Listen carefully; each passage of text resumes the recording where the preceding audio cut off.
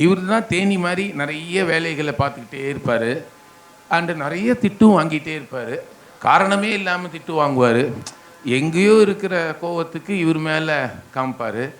So இந்த மாதிரி பல விஷயங்களில் அவருடைய அந்த பொறுமை, அப்புறமா எப்பயுமே கண்ணும் கருத்துமா தான் எடுத்த ஒரு குறிக்கோளுக்காக படத்தை சின்ன சின்ன விஷயங்கள் இருந்தால் கூட பார்த்து அதை செய்யக்கூடிய அந்த நேர்த்தியான திறமை, இதையெல்லாம் விட எவ்வளோதான் காலையிலேருந்து சாயங்காலம் மட்டும் ஷூட்டிங் இருந்தாலும் ஒரு வேளை கூட விடாமல் 5 வேளையும் தொழுபவர்.